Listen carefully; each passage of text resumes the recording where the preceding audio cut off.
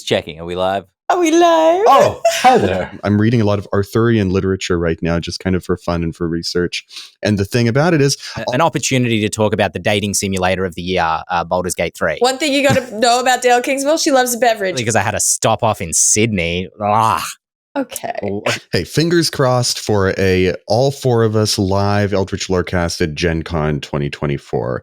If the egos of the people that run it would get out of the way, it could be as great a gaming experience as Gen Con. All topped off by what I hear is a truly abysmal Philly cheesesteak. Oh my God, that thing was horrible.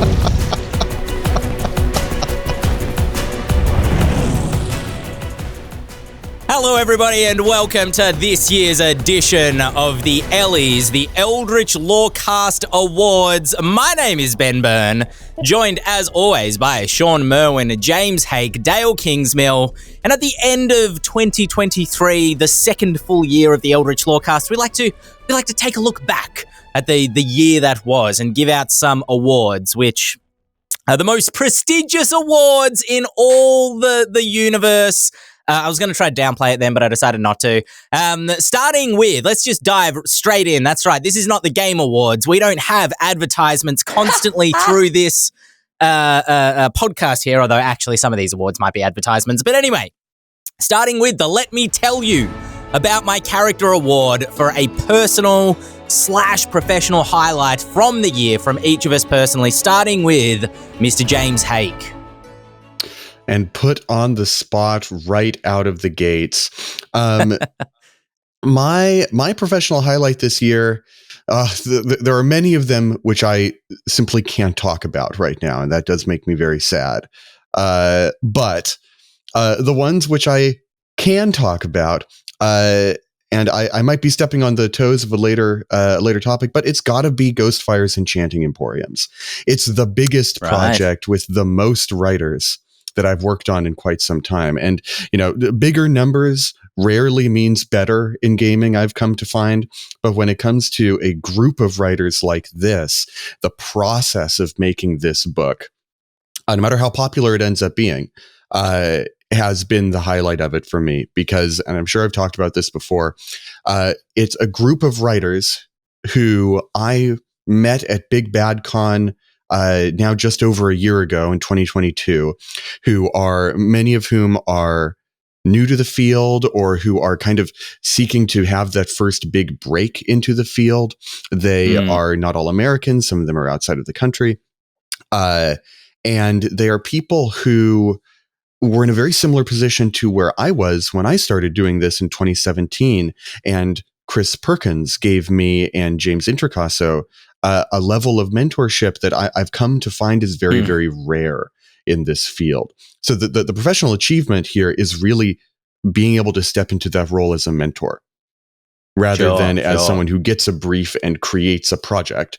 It's bringing a lot of people into the fold, working very closely with them. And this now extends to, some of the higher profile people on this project too, right? Like everyone knows that Ginny D is on Enchanting Emporiums, and she was wonderful. She's got a lot of talent, and it was great to kind of bring her into a higher level of design capability from the already fairly high level that she was already at. But every single one of these people, if you don't know their names now, I guarantee you in 3 years you will, because they're doing great work. And I want to see this as a springboard for them to start doing good work. Let's going to dovetail, I think, with what I want to mention in this particular category. But first, I want to hear from Shawn Merwin. What would be your highlight of the year? I'm sort of in the opposite position that James is, in that I worked on a lot of smaller projects this year, whereas in the past, I might have worked with a lot of writers. I got to do a lot of my own writing and development work more than design work, which if you don't know the difference is, design work is you're writing the stuff. Development work is you are going through and you're making sure that all of the rules work and it will play as a game well. So I got to do a lot of development work. But the one thing that I did this year that I was really excited to do was work on this Peril in Prinebrook project for new players, where I got to really undesign D&D. Which was kind of cool. It was fun. It was something I've wanted to do for a while, and getting to do it with Wizard's Blessing was fun, and it was a highlight. Dael Kingsmill, what about your very self? I think that I would be lying if I didn't say that my highlight was getting to play on stage at Gen Con in a Brennan Lee Mulligan game. And more than anything, to see Amy Dallin, who I've known for so many years, get to do just exactly what she wanted to do with that project. And it was incredible to see her just, I mean, I'm questioning my choice of words, but I'm going to say it anyway. Take the money and run. You know, she was given a budget and she made something really, really exceptionally cool with it. And I just think that she did a phenomenal job, and getting to meet a bunch of the game designers and writers who'd worked on Glory of the Giants as well. And also playing a spellcaster while sitting next to Jeremy Crawford. I have to concur. My highlight of the year would probably be not just Gen Con, but kind of the conventions I've been able to do this year. Gen Con and PAX Unplugged for the first time. PAX Australia is always a good time, especially because I don't have to get on a 24-hour flight to get there. I just have to get in a 20-minute drive. But the conventions, getting to see each of you in person at different occasions has been really, really great this year. And then just dovetailing with what James was saying before, honestly, getting to do a little bit more design work, a little bit more writing.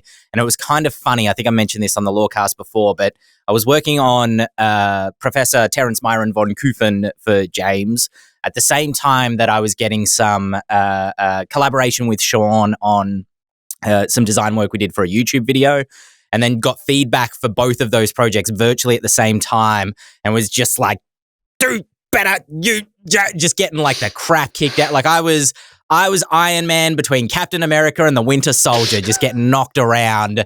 But it was honestly that doesn't sound very fun, but it was fantastic because it was like, they're right. I do need to change Apply that. for your mentorship today. But it just, you know, I'm very self-taught from using the SRD, and I was like, I know how to write 5th edition content. I know what, you know, how to structure all this. I did not. And it was good learning where those weaknesses were. No, I agree. And I think that it's also incredibly valuable, right? Like that's where you learn the real stuff. Absolutely. Went to the School of Design Knox. But as we continue to look back on this exhausting year, the category is a little bit different to what they were last year, to try to be more of a celebration of the year that was, despite the hardships, the ups and downs that we sort of all went through as an industry. I don't think the winner of this next award is going to be in question, but let's talk through all of the nominees anyway. That award being the Tavern Rumors Award for the biggest news of the year.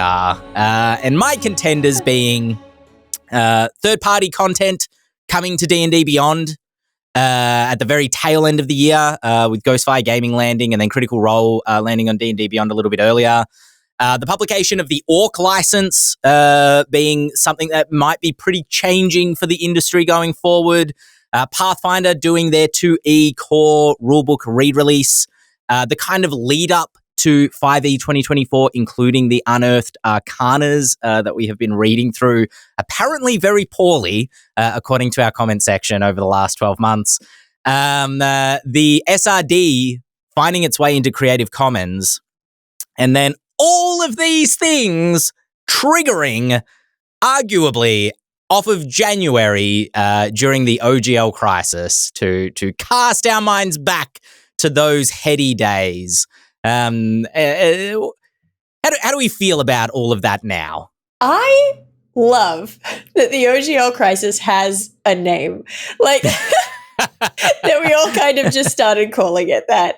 And no one sat down and was like, oh, we should think of a cool name. It just kind of organically grew out of what was happening.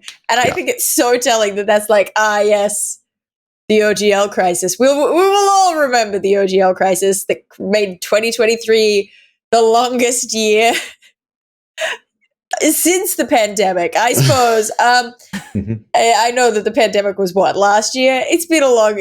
These 3 years have been a decade. Anyway, if I were to step away from the crisis aspect for a minute and just look at one of its many babies, the thing that took me by surprise most was definitely the 5th edition Dungeons and Dragons rules going into Creative Commons. In amongst all of that, that was not something I saw coming.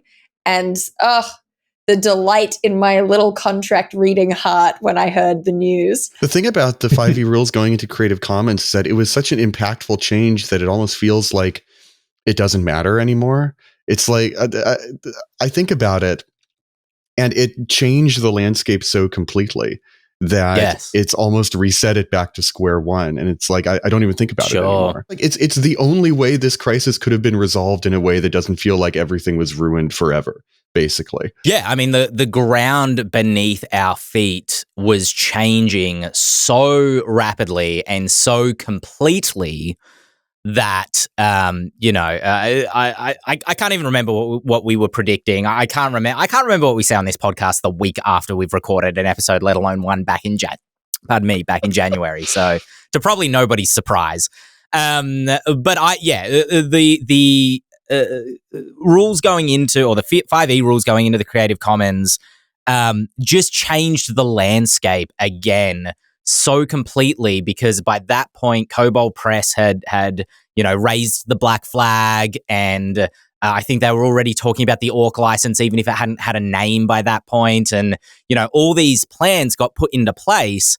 And that immediately got shaken up again. Yeah. And then Wizards of the Coast just came in with that Uno reverse card. I could not believe my eyes. You've activated my trap card. Everyone canceled their 5e stuff. MCDM canceled their 5e stuff. Kobold Press canceled their officially 5e stuff. We were looking at canceling our 5e stuff, and thank goodness we didn't. Yeah, I mean, it's so, Black Flag being a project that they famously had in development about 6 months before, this all happened, and who knows what those original, design documents would have looked like. Who knows what Black Flag would be, or Tales of the Valiant would be in a world where the OGL situation didn't happen at all. MCDM, I get the impression I believe they said they'd been working on their game for a little bit before they actually announced it. I don't know whether they had been working on it, but they had been planning on it. They had been saying for, I think, years at that point that they would eventually. I know that philosophically, Colville has for a very long time been, he doesn't like having his stuff reliant on someone else's product, which I think is fair enough. So they just used it as a triggering. Yeah, I feel they would have done what they've done, and that's their situation that is ongoing, unfolding at the moment is a whole nother kettle of fish, so to speak. A golden kettle of golden fish. But I didn't want kettle of fish to sound negative. That's why I clarified. I don't know. Is that a negative word? But yeah, I feel they would have done what they were going to do eventually anyway, right? Whereas, many third parties weren't really in a position to make that right turn immediately. And so, through ongoing conversations that were had throughout the year, I would not have predicted we would end up where we are today at all. Certainly not in February, March of this year. And the funny thing is, people who aren't in the business would never even have known this was going on, right? The people who are playing D&D at home, for them, it's all about 2024, right? For them, it's how is my game changing? And so if we remove ourselves from the drama, I call it the OGL, and then there's a C word, and it rhymes with bluster cluck, and that's what I call it. Okay. But if we remove the drama of that and how absolutely and rightfully we all went mad for a while trying to figure out what was going on, the fact that 2024 D&D is going to look a lot like 2014 D&D was the biggest news to me, because then I could stop worrying about what was going to happen and I could focus on doing my job and enjoying the game. Rather than trying to predict of all the places the game could go, where it might go, we know where it's going now. It's going in the exact same direction that it's been going. Which was a huge sigh of relief.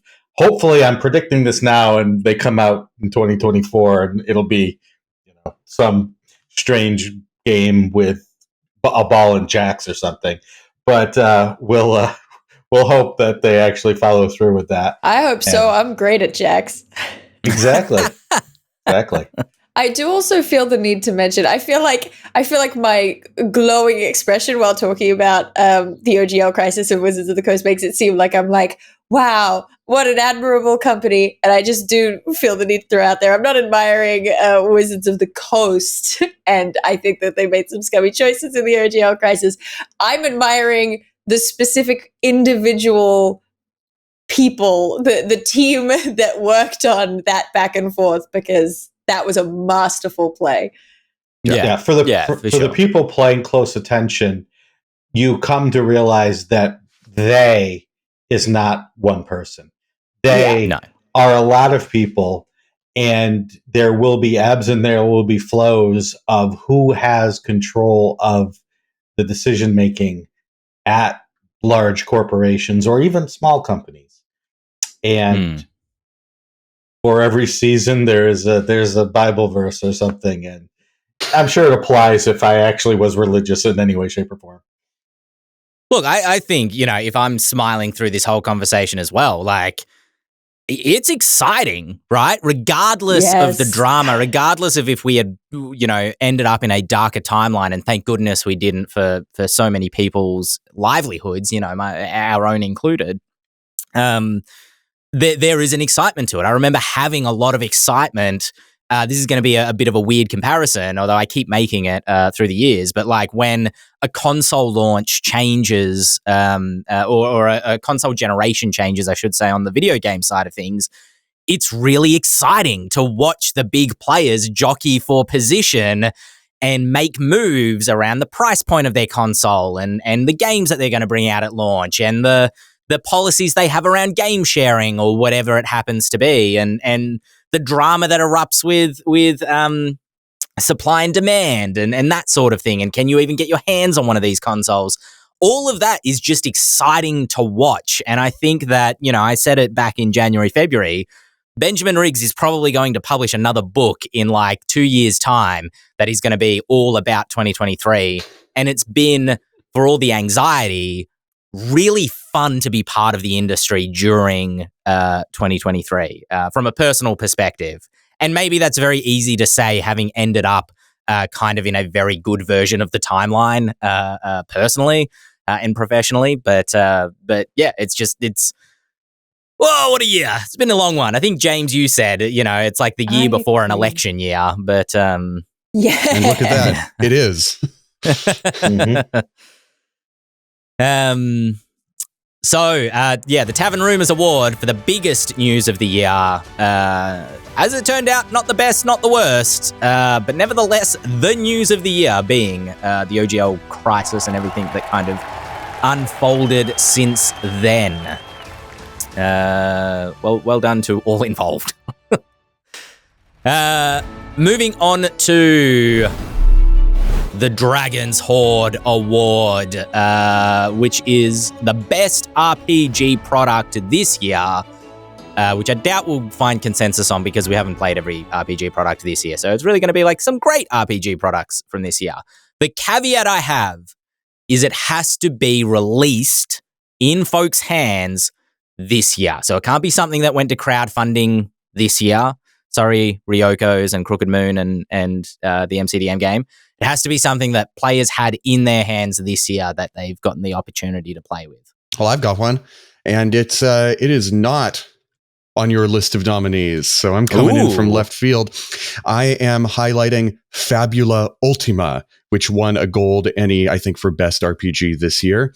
The tabletop Japanese role-playing game inspired by JRPGs like Final Fantasy and the Tales series, Chrono Trigger, Dragon Quest, all of those game series that, it's a biased pick because I grew up on JRPGs more than I grew up on Fallouts and Baldur's Gates. And it does a truly fantastic job of sealing the tone of that style of game where it's not just that it's over the top. It's not just that they've got wild hair. There's a certain ethos to that style of story with its, ridiculous 120-hour campaigns and stuff like that I never really thought I would see in a tabletop game. So it gets my pick for capturing a genre that I never thought would hit tabletop.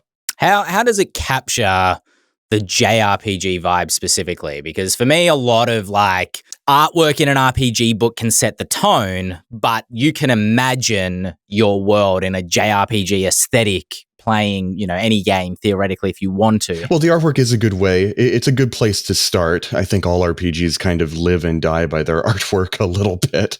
There's something about, there's kind of a smooth back and forth combat to it. It's based on RPGs where you'll kind of be wandering around an overworld and then you will hit a little enemy and it'll go and you'll go into a battle phase, sort of like that.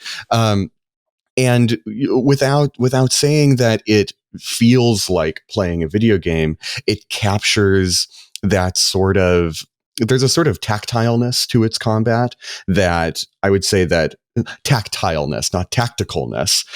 There's a feeling of being able to sense the flow back and forth of the way it plays. D&D is a turn-based game.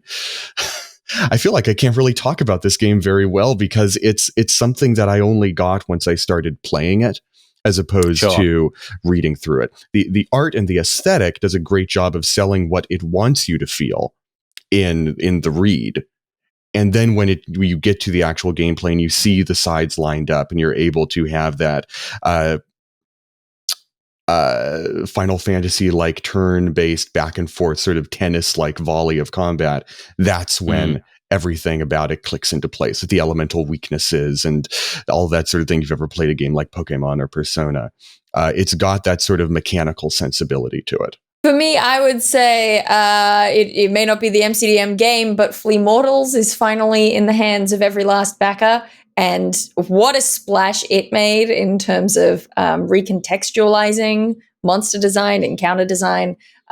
Really mad props to the MCDM team for Flea Mortals. I also, out of Wizards of the Coast, the one that got me excited enough to actually go out and buy it, which maybe this is a terrible thing to admit, rarely happens. I was excited for Phandelver Below. I like the idea of taking this beginner adventure that so many people are familiar with and revamping it, giving it new life, and giving us high level adventure as well, which is something that we rarely see out of Wizards of the Coast. So stoked about Phandelver Below. And then I would give honorable mentions as well to Golden Vault, Radiant Citadel, some great writers working on those that I want to see more from. And also, I don't remember this being one of the other categories, so I can take it back if it is one of the other categories. But as far as products go, Candela Obscura is a beautiful product. It is a gorgeous product. I'm amazed to see it go from announcement to release as quickly as it did without crowdfunding. So as a product, very, very impressed with Candela Obscura. Candela's definitely, I put it on the nominations list for this category. And it's one of the things I haven't played yet. I haven't gotten to try. Every time I see the artwork from it, that kind of creepy gothic aesthetic on white instead of on black is really evocative to me.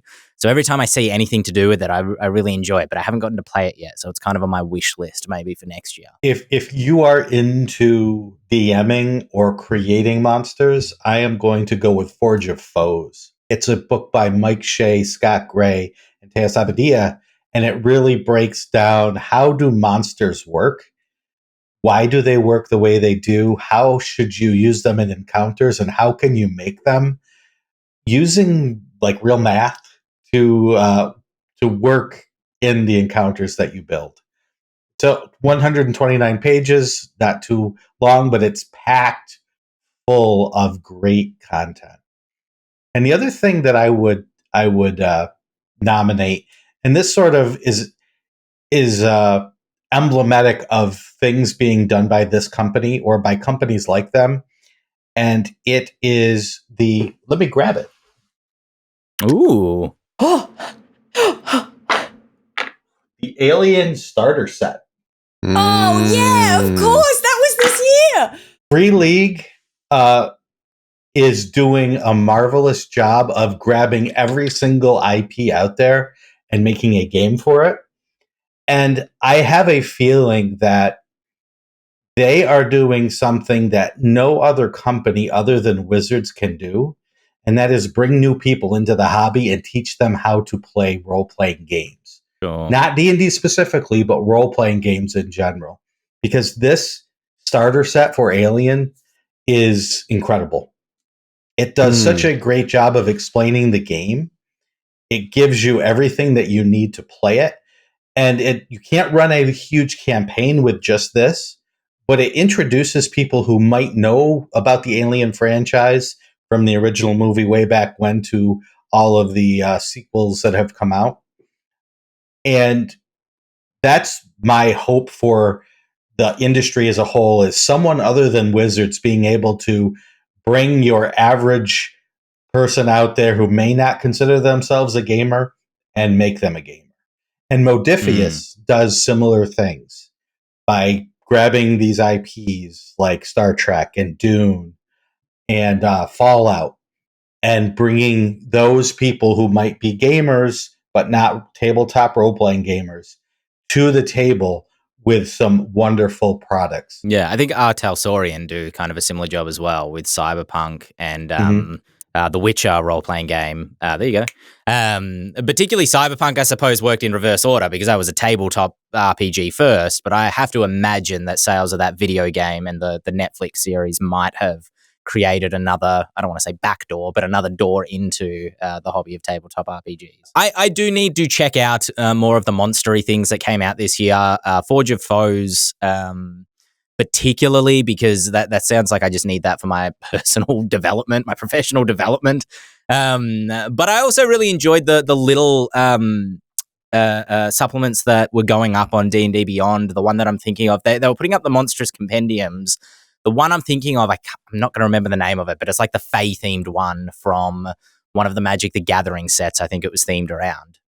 And those were just some fun Fae monsters. A lot of the Fae in the monster manual are famously underpowered or just like a hit point because they're meant to be a small pixie or something.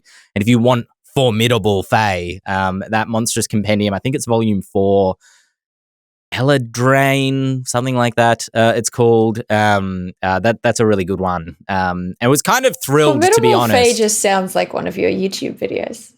That was deliberate. Thanks for the free Hey! plug. Go check out our video on Formidable Fairies. How to make fairies formidable. But I was kind of thrilled that Layers of Etheris, it wasn't the intention when we put that product onto D&D Beyond. It was thought of, we were thinking of it as an adventure module, but it's actually kind of a monster manual with adventures attached to it. So I was kind of thrilled that it fit in that same kind of category of like, you just need some more themed monsters, go grab one of those for relatively cheap. If I can get on my soapbox for a minute, I think all monster manuals should be that way. Forget this sort of setting plus adventure approach Wizards has. I want the monster manual plus adventure approach. Because every D&D monster is a quest hook or several in and of itself. That's the point of a monster. I'm reading a lot of Arthurian literature right now, just kind of for fun and for research. And the thing about it is, all of those monsters are a story. All of those myths are a story. I mean, Greek mythology is very much the same. Yeah. We've got to have a discussion later, Dael, about Mythic Battles Pantheon versus Mythic Battles Ragnarok, these two board games that I have no idea if you have any experience. But Dael, why did you start doubling over when I talked about Arthurian literature? I'm just writing down the sentence. I've been reading Arthurian literature for fun and for research. Oh, save that for later. Save that for later, because I have some James Hake quotes as well that that I want to pull out. But yeah, no, I agree completely in terms of the story is the monster. And when I look at an adventure module or even a reference book, a supplement, a splat book that's engineered towards GMs, the first thing I do when I walk into a bookshop or a game store is flick to the back and see how many monsters are going to be back there that I'm going to want to throw into my game. So I agree completely. All of those are nominated for the Dragon's Hoard Award, and they're all winners because they're all the number one RPG product in our eyes. But there can only be one winner for this next category. I'm planting the flag right now. The Wondrous Item Award for the best non-tabletop RPG release. Some examples of this being, this was the year Baldur's Gate 3 absolutely swept the Game Awards recently and swept into our hearts. The D&D movie, Honor Among Thieves, I watched that again on the plane back from Philadelphia. That is a quality movie that still stands up 6 months later. Candela Obscura, the streams. I was going to do a streaming category, but I don't think we as a podcast watch a lot of live streams, but the Candela Obscura one kind of stood out to me particularly as perhaps deserving in this category. D&D Adventurer. Who knows? Maybe some of us caught some episodes on that streaming service. Tabletop News would belong in this category, I suppose, as well. And any ancillary product, your D&D themed scotches, your D&D themed beard oils, any of that you can throw in there. What are our thoughts? What's our number one for this year? I mean, how can we not say Baldur's Gate, right? I can't even I haven't even played it, else. and I would say Baldur's Gate 3. I have some non-Baldur's Gate 3 honorable mentions that were not on Ben's list, because honorable mention to all of those. But I also want to shout out specifically the D&D Lego set. Okay, yes. That was this year. We talked about that last year at the Ellie's as part of the news. No, that was last year. No. The Lego set, I think, released this year, so it would count for this category, but it was part of the news category last... anyway. All right. Well, my second one was definitely this year. It was specifically the movie cup for D&D Honor Among Thieves. The Dice Tower Cup? The Dice Tower Cup, exactly. Yeah, I'm nice. still so bitter that I don't have one. So many people looked for the D20 popcorn bucket as well with the lid on it. That was nice. I love me a beverage. One thing you got to know about Dael Kingsville, she loves a beverage. And if I could have the movie cup for D&D that was also a dice tower, it would bring me so much joy. I didn't even know that Lego set came out this year. Look at this little beholder. It's so cute. What's the video game where you go around and you hit things with blocks and you build things? And Minecraft. D&D Minecraft. Was D&D Yes. Minecraft this year? Yeah. Yeah, I think so, because they announced that, I want to say, at one of the early Wizard streams at the start of the year. Honestly, this category was an excuse. I want to give an honorable mention. I know I already mentioned it, but to the D&D movie, I think that really stands up as a great fun. Chris Pine described it as, when they last unearthed him, as a mix between The Princess Bride and Guardians of the Galaxy. And I was kind of like, all right, I'm not really, that sounds a bit, I'm on record as saying that sounds a bit on this very podcast, I believe. But after I saw that movie, I was like, he is absolutely right. That is exactly what that movie is. And it was fantastic. Shout out once again to my main man, Zenk. Yes, those scenes are so good. But this is, an opportunity to talk about the dating simulator of the year, Baldur's Gate 3, which is what that game is. Look, I was getting real worried about my dating prospects in my solo game until I finally unlocked Karlach so late. I didn't know Karlach was there. Right. I was like, finally, someone I can get along with. Can't touch her, but can get along with her. That was I've recently unlocked Karlach in a second playthrough as well. I will say, in my opinion, doing a, what do they call it, an origin run where you choose one of the characters to play as, including the Dark Urge, that feels to me like the way to play Baldur's Gate 3. Because when I played through it originally with my unique character, your character, especially because they don't speak and they have no connecting tissue into the story beyond the Mind Flayer tadpole, you feel like a black hole of character in the story. Like, you feel like you're missing in your own story. Can I ask, if you play as one of the origins, as one of the characters, are all of their lines spoken? No. Because if you play as one of them just in the normal game, like if you swap to Astarion and then go start a dialogue as Astarion, your words are not spoken. Right. They didn't record those. So then how come that doesn't feel like a black hole? The simple reason being that because I'm playing as and I still like Mass Effect is kind of my, I hold that up as like the cinematic RPG, like the cinematic Western RPG, because your lines are spoken. The options probably aren't quite as open, obviously, as Baldur's Gate, but it feels like you are engrossed in that world. Your character feels like a central part of it, and they feel present on the screen. Playing as a Dark Urge, which is what I'm doing now, which is the way to play that game, full stop, because you have other things that are happening to your character, and because of your character, it feels like you're more ingrained in the story itself. So if you're playing as Astarion, I assume you still have that quest line to go and hunt Astarion. And I haven't played it to the end, so this shouldn't be spoilery. But it feels like it's happening to your character rather than your character being the only one that doesn't have anything actually about them. Okay. Exactly. And so playing a Dark Urge has been much more enjoyable than playing just like fighter guy who's basically escorting these other bozos around. I have had, I've not played the Dark Urge yet, but my brother has said that it feels like the canon story in this game. Yeah. If there's a canon route to play in Baldur's Gate 3, it's where you play as Dark Urge. And I have not felt the sort of black hole of character playing my my custom Tav, but it's because I went out of my way to like write down a backstory before I played the game. And it's like, okay, so I'm playing a tiefling rogue entertainer, and I want them to go into Bard later. So, well, let's have a story about where I'm a Baldurian who used to do like sort of street performance, and I was starting to get really famous. And then I got stabbed in the back by one of my fellow performers, and I fell into this life of crime. And then as I was at my lowest point, I got snapped up by the Mind Flayer thing. So I'm going to start the game by playing them as really cagey and like emotionally unavailable. And then, you know, the sort of extremely physical, no feelings at first Lae'zel romance starts. I'm like, oh my God, this is going to start a cascade of emotion and trust issues that will end up making this person a better person. And then I'll start leveling into Bard. And it's like, only by doing work outside of what the game gave me did I avoid that feeling. And I love having done that. And that's role playing. Yeah. Yes, exactly.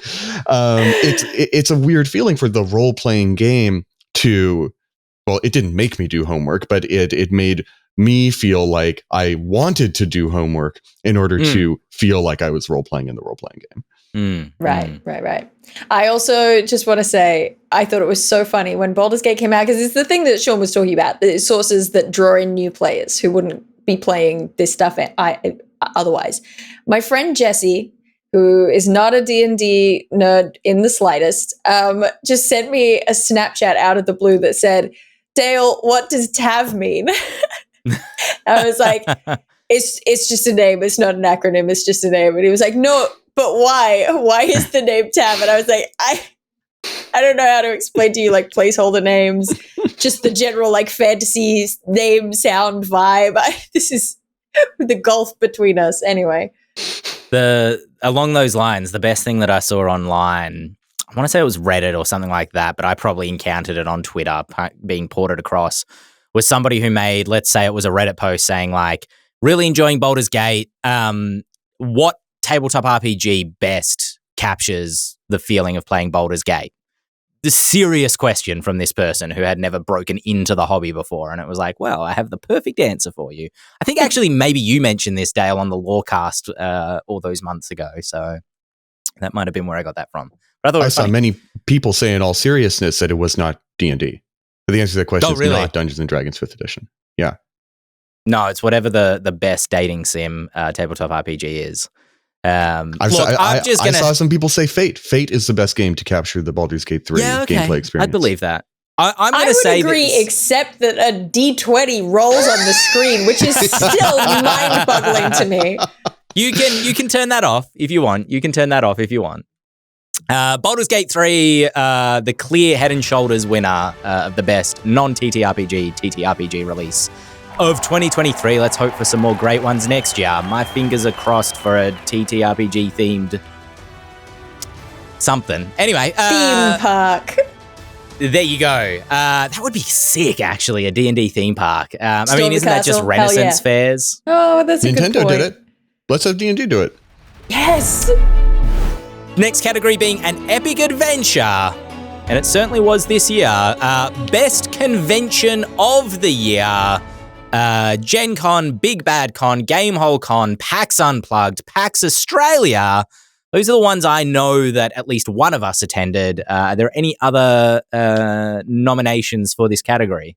Of things that you didn't list, I only for one day this year, but I did pop down to San Diego Comic-Con and had a great time, because my favorite things to do at a convention are hit up some panels, hang out with friends, network a little bit at a party. And that's exactly what I got to do. I got to go see Omar play in a Pathfinder 2e panel, and then, wander around the floor, see a bunch of people who I hadn't seen in a very long time.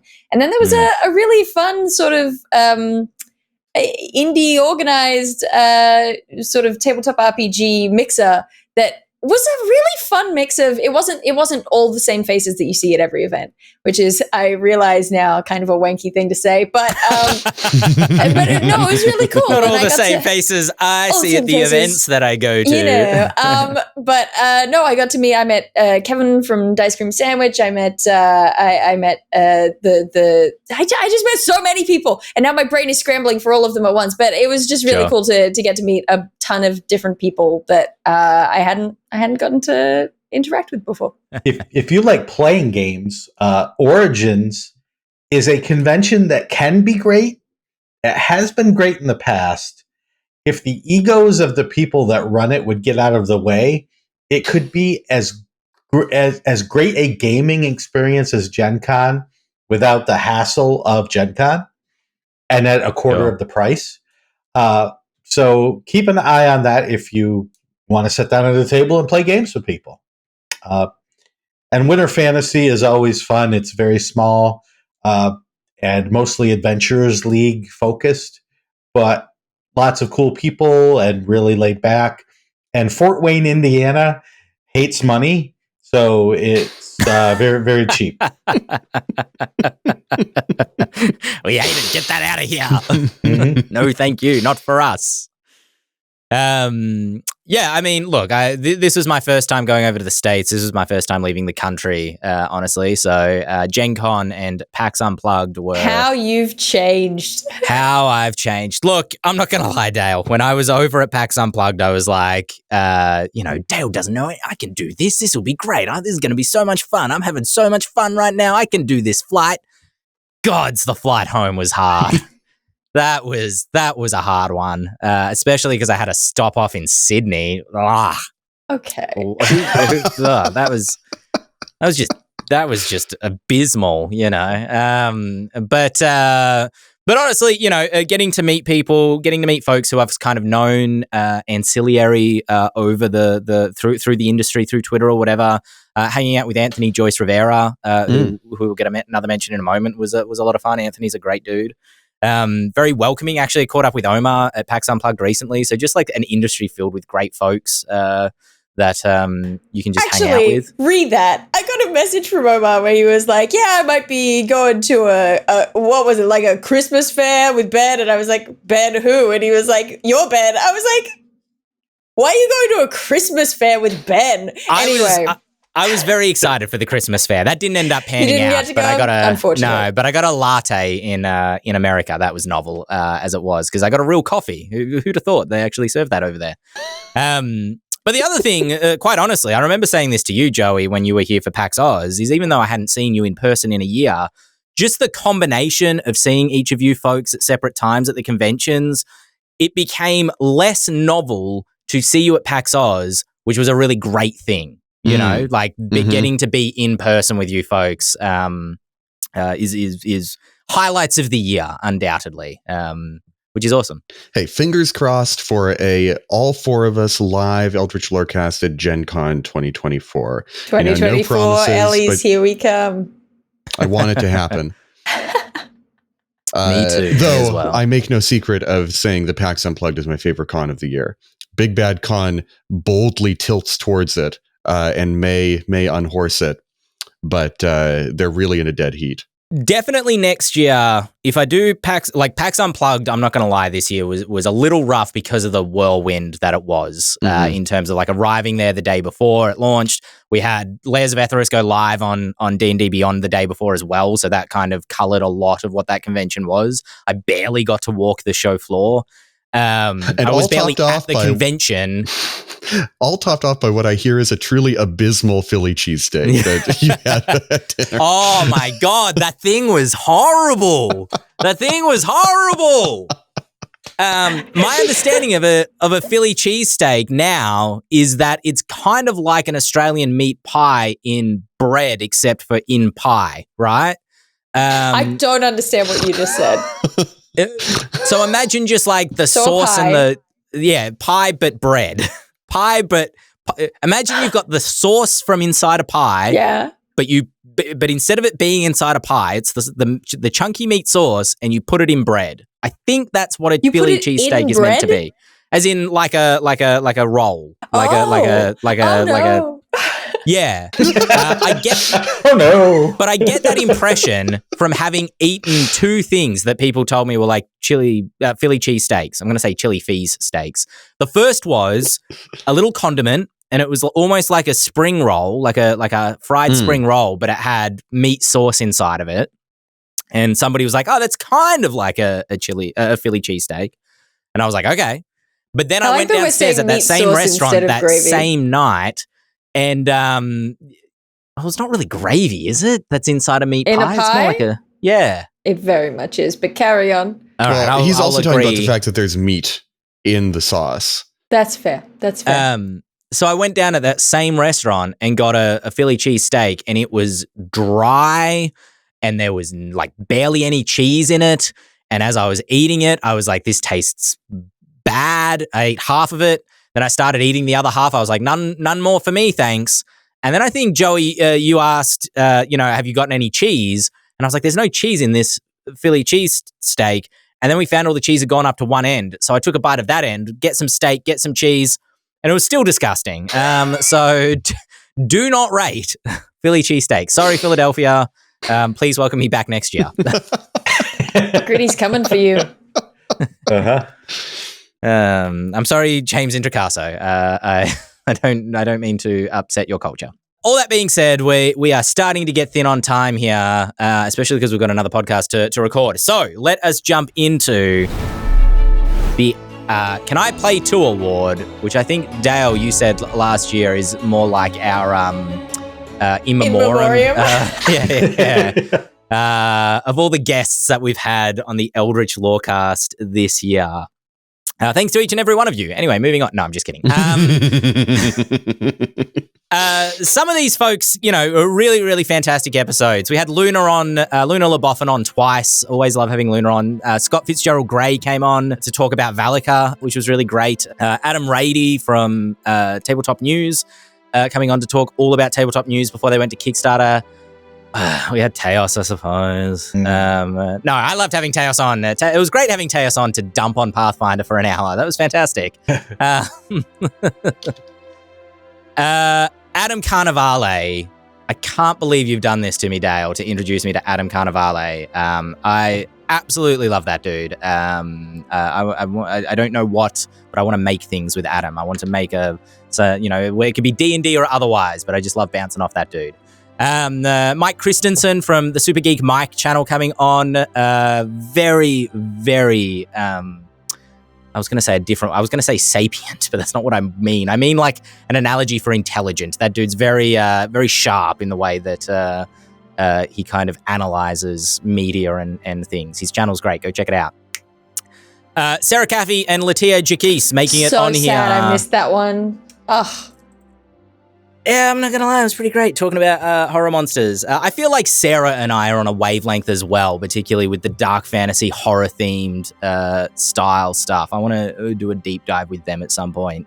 I saw Sarah out of the periphery of my vision something like 20 times at PAX, and I got maybe 5 minutes of chat time with Sarah, and I'm so sad about that. I did the same thing. They were at that event on Thursday night that we went to, and I said to them each time I saw them, we need to just geek out about, horror fantasy or horror D&D games, and they were like, yes, we do. And then, we never got that chance to kind of float back together again. But there's always next year, I suppose, hopefully. Anthony Joyce Rivera, who I mentioned, was a joy to have on the Lorecast at Gen Con in person. That was really great. Omar Najam was really fantastic. I still enjoy his story about time travel in their D&D game and how it completely, on a live play, resets the timeline of their campaign. Peter Lee coming on, providing a bit of a history of board games that they've worked on, including Lords of Waterdeep right up to Aberration, which we launched earlier this year. And then last but not least, someone who had almost been 2 years since Logan Reese had arrived on the Lorecast. It was really great having Logan back. I missed having Logan on here. I've capitalized the airtime just to make sure we got a mention for everybody. But any specific call-outs that you folks want to do? God, there are so few episodes that I was on in which there was a guest, because usually it's because I'm gone. I'm just looking back through. I want to really highlight the two people who were on our PAX Oz panel, who were V. Hendra and Haley Gordon. They were fantastic, and I wish I had just like a whole lunch hour to chat about indie games with the two of them, because I feel like we could chat for hours.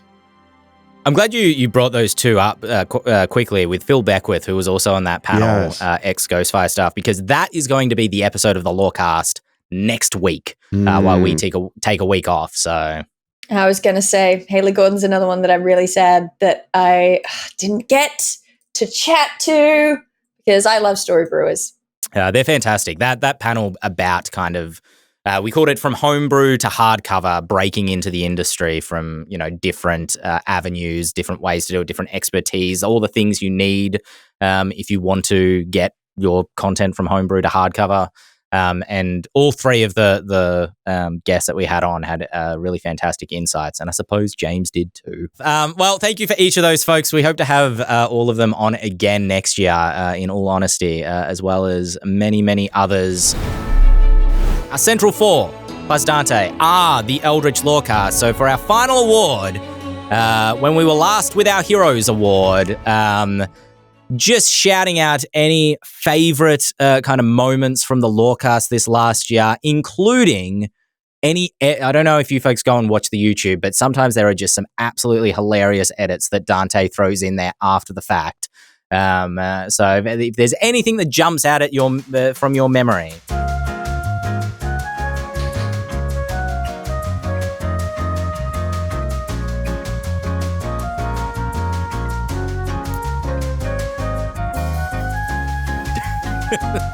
Who are you people? I need to shout out the 5-minute rant Dael went on just a few episodes ago. That will live in my mind forever. Tragedy, this is a quote, tragedy is an imitation of an action that is admirable, complete, and possesses magnitude, affecting through pity and fear the purification or the purging of such emotions. So we're talking about catharsis there, rules and restrictions that are adhered to in the name of creating a sort of new virtual reality, places within which special rules obtain. All are temporary worlds within the ordinary world, dedicated to the performance of an actor part. Double. Which Julian Dibble describes as the body-like self-representation we carry around in our heads. So our psychic double can experience things, and it makes those things, in a sense, real. All right? Are we following? I have had at least 5 different people who I don't even know come up to me and said, Dael is really smart. Like, yes, I've fooled them all. No, there's definitely the Dael TED Talk is like a feature of the Lorecast that occasionally shows itself. The story of Chad, honestly, is one of my favorite Dael TED Talks as well. That's just fantastic too. I'm glad. I love the story of Chad. A couple weeks out from San Diego Comic-Con, I'm slated to be on a panel. I called my cousin who lived in San Diego for a long time. And so she hooked me up with some friends that I could stay with. At the last minute, I was texting with one of them. His name was Chad. He was the most San Diego guy you could imagine. He was a surfer guy. He was like, hey, dude, yeah, my name is Chad. Like, that's how he talked. And he also was a hacker. He had long speeches about how he missed the days of, these actual real hacker conventions, and now they're all fakes. But that was the thing. I was meant to go and stay at his place, and so I meet Chad at this bar. He's like, yeah, hey, what kind of level of degree do you have? Because, everyone needs a master's these days. Like, it was the weirdest conversation. And then he takes me, he's like, actually, you're not going to stay at my place. Here's what I've got for you. And he apparently had this rich aunt who lived at this $5 million beach house in San Diego, and she was away for the weekend. And so I was staying at her place. And then I was there the whole time. But he said, she might show up at some point, but she spends most of the weekend staying at the home of her young lover. And I was like, what is going on? And so I'm staying in this extremely rich place, and I didn't know what to do. I just got myself really freaked out that she was going to come home at some point and I wouldn't know that she was home. So I just tried to spend all of my time out of the house. And then on the last day, I did come downstairs and there was a glass on the kitchen bench with lipstick stain on it. And then I tried to give the key back to Chad, but he never got back to me. He said, just throw it in the trash. Just throw the key in the trash. What? What do you mean? I kept it. It's hanging up in a frame in my room. Anyway. The Ballad of Chad. There's the key. There's the key right there. We need Jack Black to sing a song about the Ballad of Chad. I've actually been saving James Hake quotes because I was going to do a Twitter thread of my favorite James Hake quotes. I did call these James Hake sass. I'm not sure if James Hake appreciates me calling them sass, but they just make me laugh every time I think about them. Which is when, all right, so these are my 3 favorites that I could remember. We were talking about Twitter. Move across in blue sky. Oh my gosh. Move across. This is what life is now. Post in, it really is. I don't even know which social media app I have open half the time anymore, as I bounce between them. When the Roman Empire fell, dozens of city-states rose to fill the power vacuum. We are Bud Visigoths roaming the countryside now, the digital countryside. That's the nicest thing anyone's ever said about me. Thank you. Which cracks me up every time. This next one, speaking of when the SRD went into the Creative Commons, we were talking about Black Flag, and James said something along the lines of, we've been wondering what we'll need to change to convert Fables into Black Flag. Well, big picture, we will probably be able to make it compatible with Black Flag without doing anything. And last but not least, this one we were talking about our favorite incorporeal undead. If I were faced with horrors beyond my comprehension, I would simply comprehend it. Skill issue for the Aleph, I think.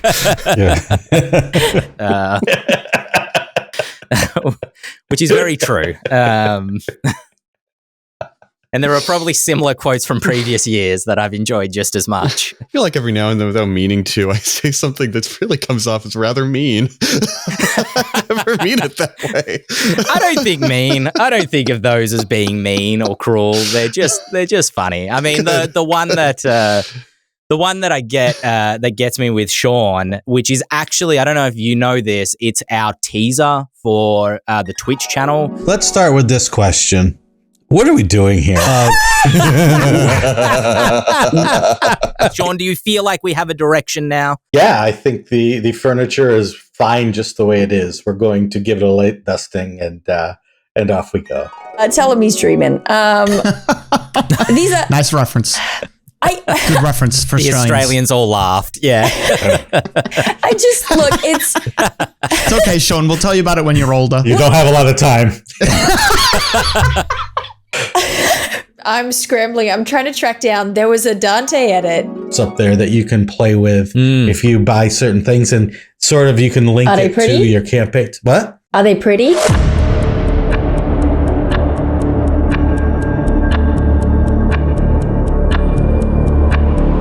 The maps. Yeah. The maps Good, in maps. Planescape is D&D because it encapsulates, the history of D&D, touches Planescape or is touched by Planescape, and the future will be as well. Kind of suggesting that Planescape is the perfect launching point for them to launch into the rules refresh because it encapsulates so much of what the game is. Making your animal people kind of a special thing, right? Every fantasy setting has a bird person. Apparently, I'm. He's just gonna what? Shawn, don't leave us hanging. They got him the Ethereal Expanse setting guide available on Kickstarter now.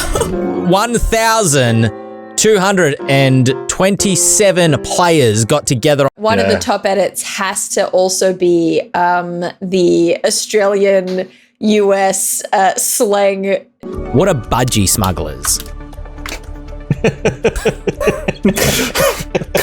I know. Where was the Who Wants to Be a Millionaire question? First, ask James Haig. All right, Flaming Sphere. In the new playtest is in the Evocation School. What spell school is it from originally in the 2014? Conjuration. Correct. I never watched the Lorecast back because I can't stand to see my own face, listen to my own voice. But I need to see that. That sounds fantastic. I'm telling you, James, after 3 months of editing videos of yourself, you'll go right past that. You get used to it. Yeah, fair enough. Just get yourself a Dante. Why do you edit your own videos? Sounds like a skill issue. There we go. And of course, we haven't done this live recording. We are streaming this kind of post recording because we wanted to take a week off. Sorry, Twitch chat. But a quick thank you to each of you for being here throughout the last year. I won't start naming names because I will inevitably forget people. But we recognize those that come back week after week to join in and chat, and we really appreciate having you all there week after week to chat with us live. Asking questions in the YouTubes or on the Spotify is also really appreciated, and those comments. Sorry we don't read the Unearthed Arcanas quite as thoroughly as folks would like, but we often have to read them an hour before. I still disagree with people about the monk. I'm stoking these fires, all right? Everyone in the comments was treating it as though we're wrong about the monk. No, I just disagree with you. Yeah, UA Monk, actually good. I was shocked that the controversy wasn't our very light praise of Pathfinder, but maybe that could be its own award category as the Eldritch Lorecast Controversy of the Year, being the Pathfinder episode and the Monk misreading, I suppose. Should I be antagonizing the people commenting on our podcast? As Dante says, it's all engagement, It's all engagement. Let's... Who else will tell them how wrong they are if not us? Hey. Heyo. And with that, if you've enjoyed this episode of the Lorecast, or if you've been with us enjoying previous episodes of the Lorecast, we really appreciate you being here, tuning in. If you like the episode, if you give us a 5-star review on a podcast catcher, whatever you're listening to us on, helps us get out to more people. We've had a lot of new people. Actually, that's what I should have done. It's too late now, but I looked at our Spotify Wrapped. I should have ended this episode by quickly going through that. The statistics I can remember is 68% of our listeners through Spotify were new to the Lorecast this year. That's really cool. Yeah, welcome everybody. We were also the top podcast, I want to say, for about 198 people, and in the top 10 for about 900 people off the top of my head. So Maybe that's giving away too much of our analytics, but thank you all of those folks who keep tuning in week after week. We will be back next week with our PAX panel from PAX Australia, so look forward to that. And then we will be back in the new year on the 1st, I believe, of January is when we're recording our first new episode of the year. 2nd, if you're living in Australia, of January. But in the meanwhile, I've been Ben Byrne, joined as always by Shawn Merwin, Dael Kingsmill, James Hake, and we'll be back next week for another episode of the #1 podcast of Tabletop RPGs in all the realm. I